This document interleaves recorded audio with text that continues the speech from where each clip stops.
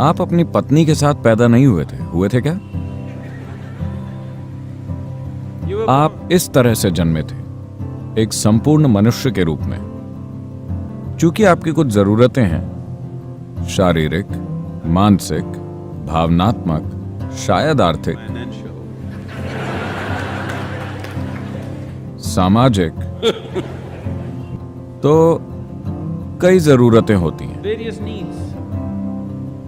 आमतौर पर शादी को ऐसा पैकेज माना जाता है जो इन सभी जरूरतों को पूरा करता है। शारीरिक जरूरतें, मानसिक जरूरतें, भावनात्मक जरूरतें, सामाजिक जरूरतें, कभी कभार आर्थिक जरूरतें भी। तो ये एक व्यापक पैकेज है। जब आप शादी करते हैं तो ये सारी समस्याएं एक साथ सुलझ जाती हैं।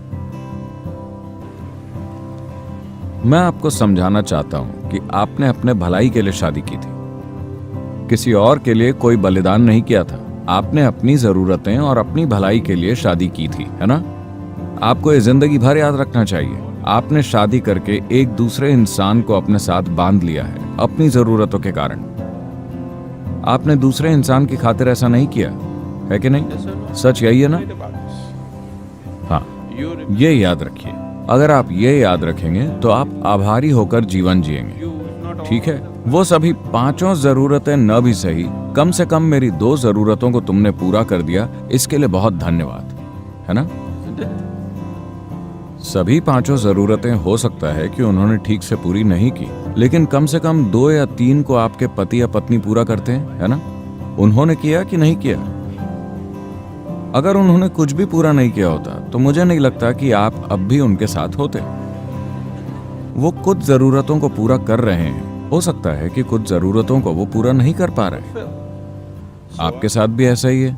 आप भी दूसरे व्यक्ति की हर जरूरत को पूरा नहीं कर पा रहे हैं। कुछ को आप पूरा कर रहे हैं, कुछ को नहीं। ऐसा है कि नहीं? अभी तक आपने चाहे उसे जैसा भी बना दिया हो, उससे कोई फर्क नहीं पड़ता। अगर आप चाहें तो 3 दिनों में, चाहे आपकी स्थिति कितनी भी बुरी हो, 3 दिनों के भीतर आप उसे एक शांतिपूर्ण स्थिति में ला सकते हैं। अगर प्यार नहीं, अगर आनंद नहीं, तो कम से कम एक शांतिपूर्ण स्थिति आप 3 दिन के भीतर ला सकते हैं, अगर आप इसके लिए 100% इच्छुक हो, है कि नहीं? कम से कम आप चुप तो हो ही सकते हैं, Simply चाहे कुछ भी हो जाए। peace will happen. शांति छा जाएगी और हो सकता है कि उन्हें ये पसंद आए। You have chosen. आपने अपना रास्ता अपनी जरूरतों के कारण चुना है। अगर आप ऐसा कर चुके हैं तो ये आपके ऊपर है। जिन लोगों ने ये नहीं किया है, मैं चाहूंगा कि आप अपना रास्ता अपनी मजबूरियों के कारण नहीं, बल्कि अपनी चेतन जरूरतों के आधार पर चुनें।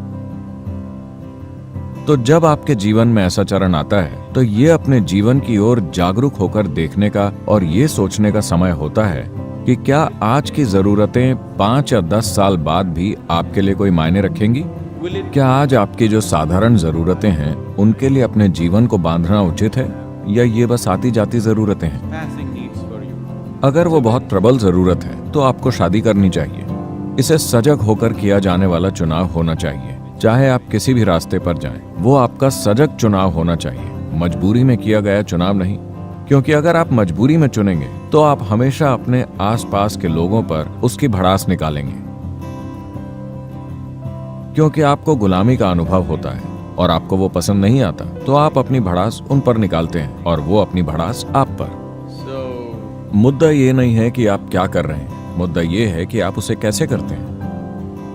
आप क्या करते हैं वो आपकी जरूरतों से तय होता है, लेकिन आप उसे कैसे करते हैं यह आपके जीवन की प्रकृति तय करता है।